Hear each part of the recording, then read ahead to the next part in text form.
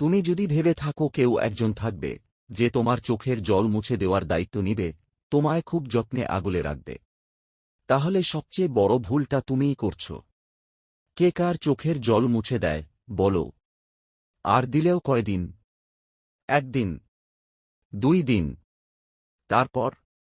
তুমি বাস্তবতাকে যতটা সহজ ভাবছ, বাস্তবতা অতটা সহজ নয়। বাস্তবতা এতটাই কঠিন যা তোমার কল্পনার বাইরে। এখানে প্রতিটা পদক্ষেপ পরিবর্তনশীল।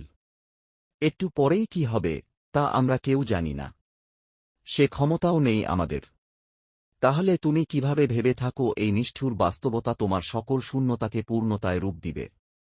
আর দিলেও বা তা কতখানি? আসলে কি বলতো, এখানের এই নির্মম পৃথিবীতে এত আবেগ নিয়ে হাঁটলে হোঁচ তুমি খাবেই, হয়তো 2 দিন আগে কিংবা পরে। কেউ দিবে না তোমার অনুভূতির মূল্য। যাকে আপন ভেবে গলা ফাটাচ্ছ, নিয়তি তাকেই সবচেয়ে বেশি পর করে দিবে। এটাই হয়তো জগতের নিয়ম। তাই অন্যের উপর নির্ভর হয়ে জীবন চালানোর ভুলটা করো না আর। শুধুমাত্র শারীরিক সম্পর্ক তৈরি করা ও বাচ্চার জন্ম দেওয়ার জন্য মানুষ সংসার করে না। সংসার একটা অভ্যেস, যা একসাথে থাকতে থাকতে গড়ে ওঠে, একে অপরের সাথে কথা বলতে বলতে, একে অপরকে সহ্য করতে করতে এই অভ্যেস গড়ে ওঠে। সংসার মানে হল একসাথে থাকতে থাকতে একে অপরের গায়ের গন্ধটা আত্মস্থ করে নেওয়া। সংসার মানে হল মানুষটা মুখের সামনে এসে দাঁড়ালেই মানুষটার মনের ভেতর কি চলছে সেটা বুঝে ফেলা। সংসার মানে হল বর অফিস থেকে ফিরলে এক গ্লাস জল রোজই মুখের সামনে তুলে ধরা। সংসার মানে হল ছেঁড়া বোতাম সেলাই করতে করতে নিজেদের ভেতর ভুল বোঝাবুঝিগুলো মাঝে মধ্যে সেলাই করে নেওয়া। সংসার মানে হল অ্যাডজাস্টমেন্ট, তোমার আমার থেকে আমাদের হয়ে ওঠা। সংসার মানে মাছের ঝোলে নুন বেশি হলেও চুপচাপ হাসিমুখে খেয়ে ফেলা। সংসার মানে হল রোজই বিছানার উপর রাখা নিজের পার্টনারের ভেজা টাওয়ালটা মেলে দেওয়া।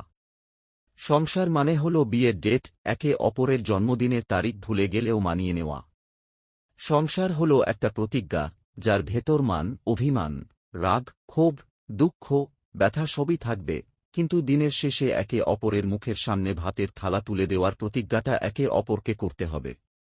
সংসার মানে হল মাসের শেষে টাকা পয়সার হিসেব করতে করতে একটা দীর্ঘ নিঃশ্বাস ফেলে স্ত্রীকে জড়িয়ে ধরে বলা, আজ তোমার কোলে মাথা রেখে ঘুমাবো, আজ আমায় একটু ঘুম পাড়িয়ে দাও।